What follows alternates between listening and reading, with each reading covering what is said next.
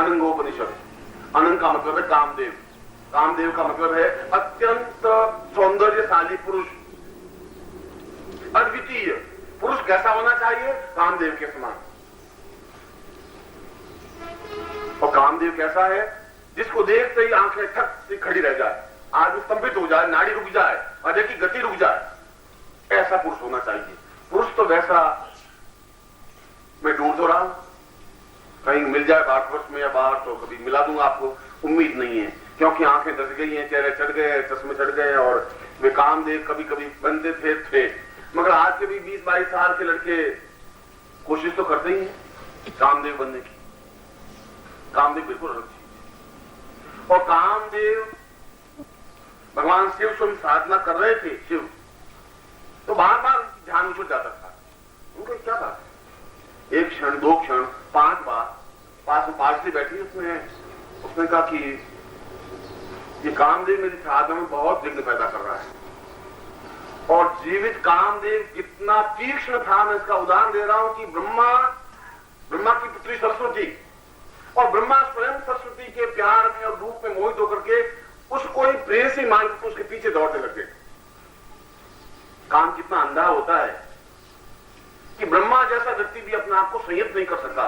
और यह तब राम को, शिव को मालूम पड़ी कि ब्रह्मा स्वयं सरस्वती के पीछे भागे, उसके रूप में मोहित होकर के उसको प्रेमिका बनाने के लिए।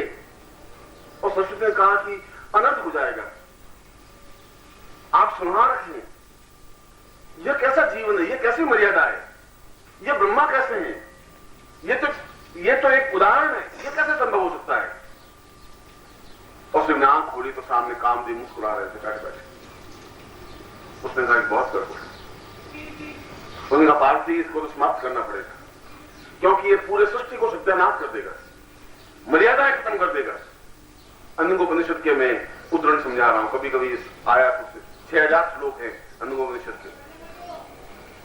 और अपना तीसरा नेत्र खोल करके पार्वती ने बहुत वध किया, बहुत मना किया, किसी की हत्या करना ठीक नहीं, ये कामदेव है, कामदेव को तुम्हें हक नहीं है, उत्पत्ति करने का हक है, तुम्हें समाप्त करने का हक नहीं है। पार्वती ने बहुत हक कहा, तुम समझती नहीं हो, तुम्हें मालूम नहीं है कि 1990 में मेरी कैसी पीढ़ी आएगी, तुम्हें पता नहीं है, मैं जानता हूं उनके लक्षण। ये जीवित कामदेव को भस्म कर दिया उसने, और मरा हुआ कामदेव भी क्या हालत तुम्हारी कर चुका है, उसको देख देख के आश्चर्य हो रहा है। जीवित होता तो तुम क्या कर बैठते, मैं सोच नहीं सकता तुम्हारी बात। और मरा हुआ भस्म कर दिया, राख कर दिया। और मरा हुआ कामदेव भी पूरे देश की, ये दुनिया की, अमेरिका इंग्लैंड की तो हालत उसने बहुत खराब कर दी, बहुत व्यस्त कर दी। और यदि वो जीवित होता तो क्या स्थिति बनती। इसलिए गुरु का ऊपरी शरीर पूर्ण रूप से क्लीन बीज है, क्योंकि वह क्रोधमय भी है, शांतमय भी। वह 2 नेत्रों से भी तुम्हें प्यार से भी देख सकता है, मगर तीसरे नेत्र से तुम्हें ठोकर भी मार सकता है, समझा सकता है, तुम्हें आपसे प्रगतिशील कर सकता है यदि तुम पास में हो, यदि तुम ठोकर की पहुंच में हो, यदि तुम उसके धक्के खाने में समर्थ हो, यदि उसका एहसास करने में समर्थ हो। और इसीलिए कणाद ने कहा कि उस गुरु को अपने आप में एंग रिंग और एंग श्रिंग और रिंग और एंग रिंग को बीज को रूप के ही साधना संपन्न की जा सकती है। और इसीलिए केवल मात्र एंग साधना के माध्यम से उस पूरे फलक को और नवीन उत्पत्ति स्थल को, नवीन उत्पत्ति को क्रियान्वित किया जा सकता है, करते हैं। और इसीलिए मैंने आपको उन तीनों बीजों की समाविष्ट याचना उस कणाद ऋषि के रूप में बताई। क्या उन्होंने जगदम्बा को साक्षात विग्रह करके भी एंकलिंग की साधना की, गुरु को भी अपने सामने रख करके उस साधना को संपन्न किया। कणाद ने पूछा गुरु को, किम पूर्वतम ममा माता पिता वही पुत्र, मैं किसकी माँ, मेरा माँ कौन है, मेरा पिता कौन है। तो गुरु ने कहा कि मैं तुम्हारा पिता हूं, माता भी मैं ही, क्योंकि मैंने तुम्हें जन्म दिया है अपने। उनका कैसे, उनका एंग रूपेण नाम पूर्ता, मात्र स्वरूप मन में चिंतन करता हुआ अत्यंत क्षमा भाव से उस एंग बीज की निरंतर जप करने से इस प्रकार की सृष्टि का निर्माण संभव है। और वह सृष्टि अगर पुत्र की हो सकती है तो सृष्टि जीवन के सुखों की भी हो सकती है, जीवन के पदार्थों की भी सृष्टि हो सकती है। यह जो शून्य से पदार्थ पकड़ते हैं एंग बीज के माध्यम से पकड़ा जा सकता है, और शून्य में से नवीन पदार्थ की रचना एंग बीज के माध्यम से ही संभव है। अणुओं की रचना, परमाणुओं की रचना भी एंग बीज की साधना के माध्यम से ही संभव है। और मैंने स्वर्ण तंत्र में एक पुस्तक है उसमें इसका विवेचन किया है कि किस प्रकार से उस अणु और परमाणुओं के माध्यम से नवीन पदार्थ का निर्माण किया जा सकता है। जब योगी ऋषि और सन्यासी जंगल में रहते हैं, हिमालय में रहते हैं, तब उनके लिए भोजन की व्यवस्था और थालियों की व्यवस्था तो न तो कोई थालियों को बोझा लेके चलते हैं, वो पदार्थ में से प्रकृति में से पदार्थ उत्पत्ति करते हैं केवल एन साधना के माध्यम से, और कोई साधना की जरूरत नहीं है।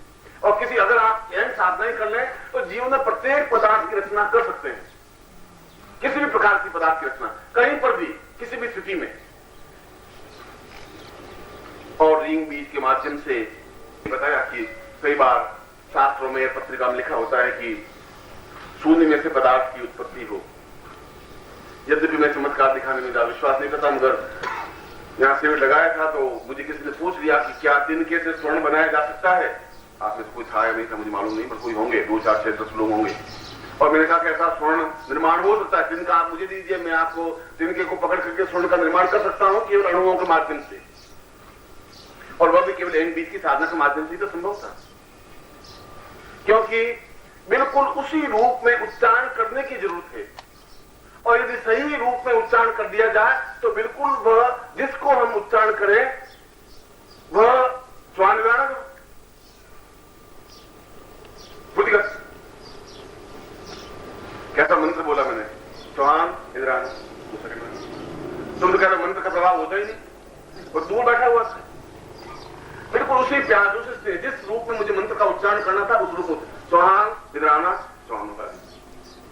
और इसी रूप से अगर पदार्थ की रचना करते हैं पदार्थ आ जाता है, और इसी रूप में अगर आप जगदम्बा को आराधना करें बुलाएं जगदम्बा आ जाएगी, तो चौहान ब्राह्मण जी क्या आया नहीं आया। अब इससे ज्यादा प्रमाण में क्या चाहिए। मैं तो खेचा तो नहीं, डोरी तो नहीं खेच, चल बैठ।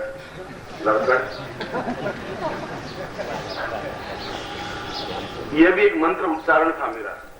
मैं आप लौकिक व्यक्ति है, लौकिक भाषा में समझा रहा हूं, आप जिस भाषा में समझे उसी भाषा में समझा रहा हूं।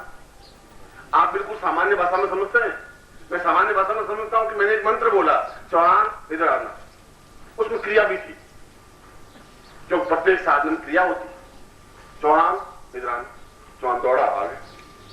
और यदि मैं इसी प्रकार से साधना भगवान शिव की करता, शिव को भी साक्षात प्रकट होना ही पड़ता।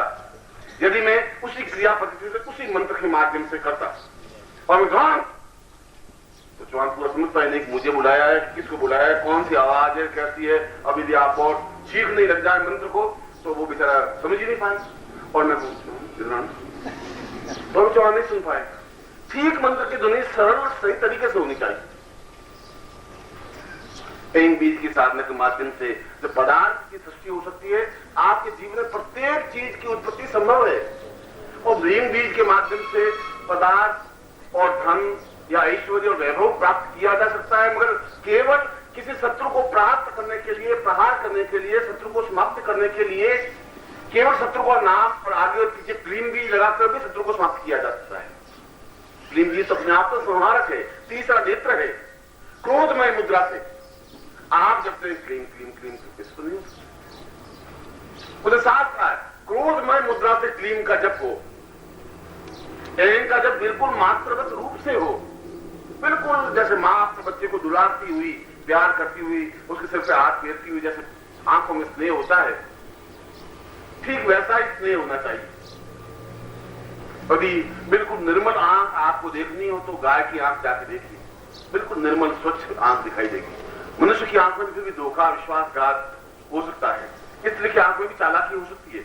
गाय की आंख देखिए, किसी बालक की आंख देखिए, बिल्कुल निर्मल स्वच्छ होगी। उस प्रकार से निर्मल आंख के माध्यम से आप एन की उत्पत्ति और एन का मंत्र जाप करें, और बिल्कुल क्रोध रूप में आंखें निकली हुई और तेजी के साथ क्लीन मंत्र जाप करें, तो निश्चय ही शत्रु की समाप्ति तो होती ही है। और शत्रु कोई पुरुष ही नहीं, शत्रु तो तुम्हारी दरिद्रता भी शत्रु है, तुम्हारी गरीबी शत्रुता है, तुम्हारा रोग भी तुम्हारा शत्रु है। शत्रु का केवल व्यक्ति से मतलब नहीं है, जो भी तुम्हारे जीवन में बाधक है वह शत्रु है, और उस शत्रु को क्लीन बीज के माध्यम से समाप्त किया जा सकता है यदि क्रोध मुद्रा के माध्यम से क्लीन बीज की उच्चारण किया जाए।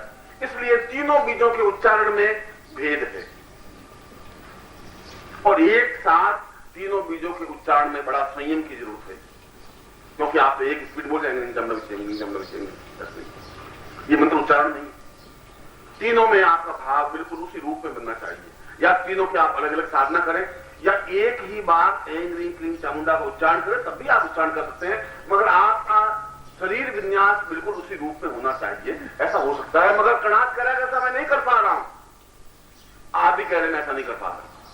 एक क्षण में ऐं में मात्र रूप बन जाऊं और जो ह्रीं बोलूं और क्लीं बोलते क्रोध में बन जाऊं, फिर ऐं रूप बोलूं, ऐसा बार बार मैं रिपीटेशन अपने आप के शरीर को नहीं कर सकता। इतना शरीर पर मेरा नियंत्रण नहीं है, और शरीर पर नियंत्रण नहीं है फिर साधक नहीं है।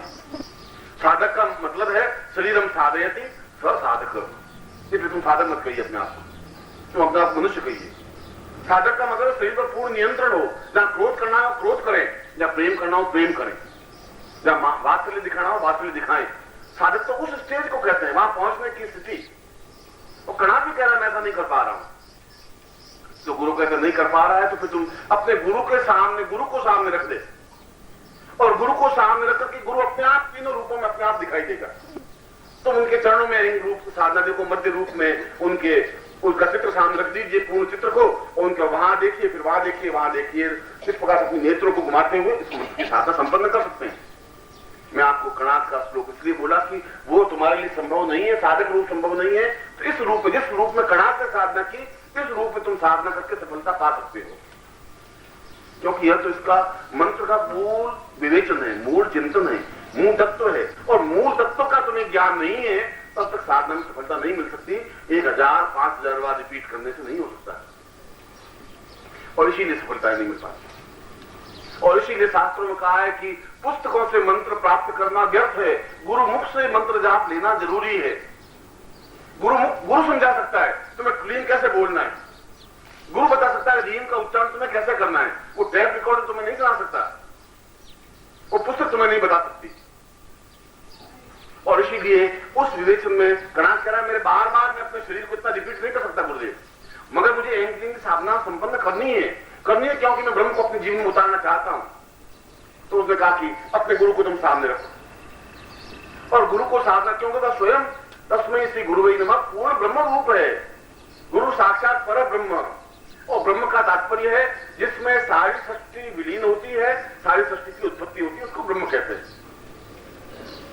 और यदि उसमें ऐं समाहित है, रीम समाहित है, क्लीम समाहित है, तो उनके 3 भाग करिए, उन तीनों भागों में देखते हुए मंत्र जाप करते रहिए। ऐसा तो तुम संभव कर सकते हो, कणाद ने कहा ऐसा नहीं कर सकता,